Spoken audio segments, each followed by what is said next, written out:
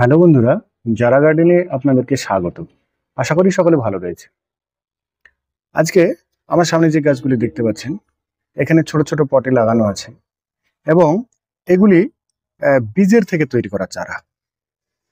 এখানে আমার যে সমস্ত ফুল আমার কালেকশন রয়েছে, আমি গত বছর শীতে এই বিভিন্ন ফুলের সঙ্গে পলিনেশন করে বীজ তৈরি করেছিলাম এবং সেখান থেকে বীজ জার্মিনেশন করে আমি এই চারাগুলি পেয়েছি। এতে সুবিধা হলো একটু নতুন কালারের জবা পাওয়ার সম্ভাবনা থাকবে।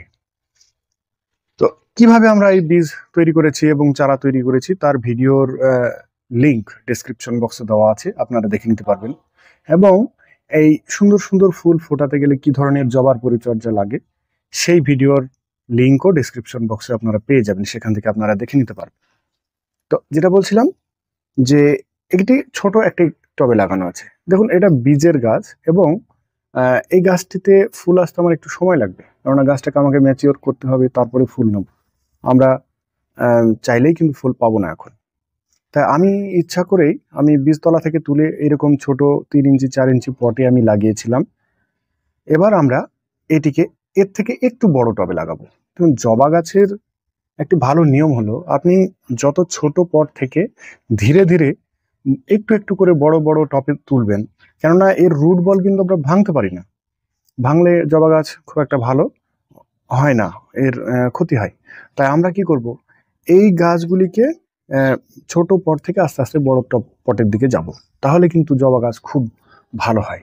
এটা শুধুমাত্র এই বীজের গাছ বলে নয়, যে কোনো জবা গাছ। ধরুন আপনি একটি জবা গাছ কিনে এনেছেন নার্সারি থেকে এবং এই জবা গাছ আপনি রিপোর্ট করতে চাইছেন, সেক্ষেত্রেও কিন্তু এই একই নিয়ম।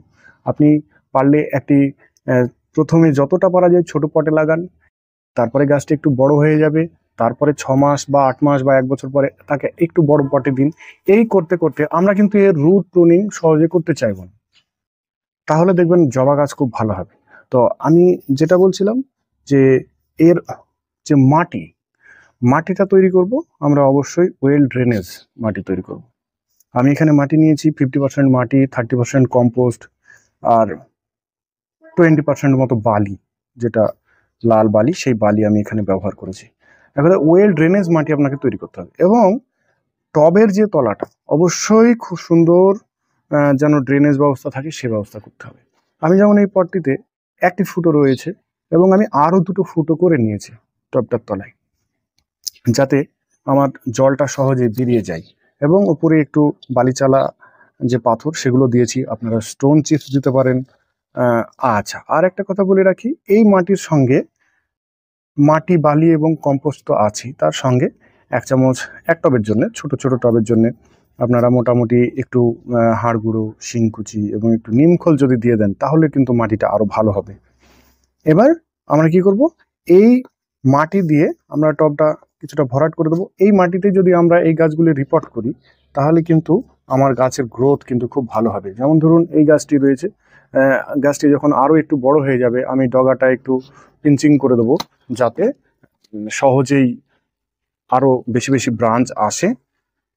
এই যে এখানেও আমার তলাতে ওই স্টোন চিপস বা বালিচালা পাথর দেওয়া ছিল, দেখুন এই যে শিকড়, এই শিকড়গুলো আমরা কাটবো না।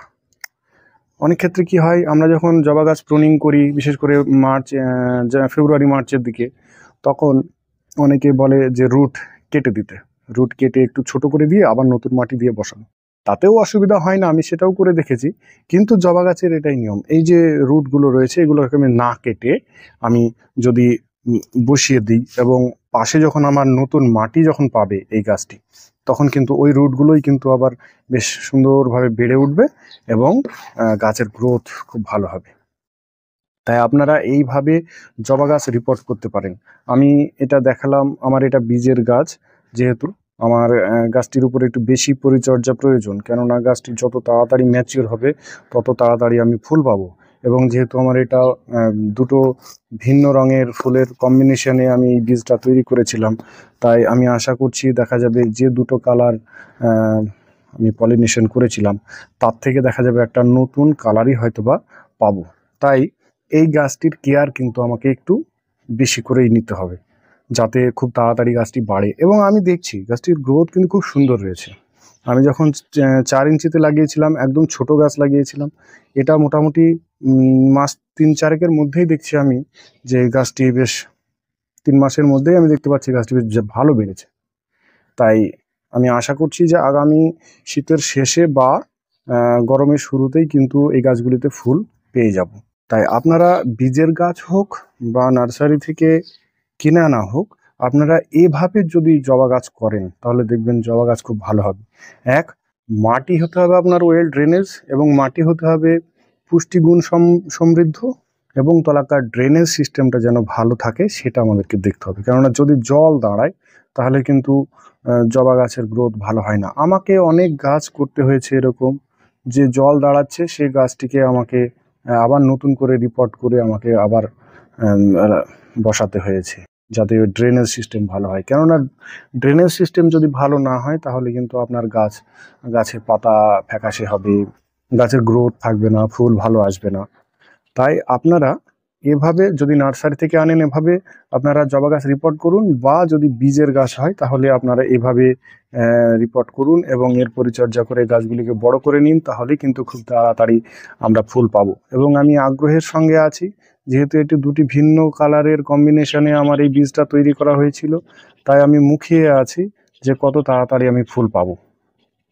তাই আপনারা জবা গাছের এরকমভাবে পরিচর্যা করুন এবং আপনাদের ছাদ বাগানকে বিভিন্ন রঙের জবাতে ভরিয়ে তুলুন। আপনারা সকলে ভালো থাকুন। ধন্যবাদ।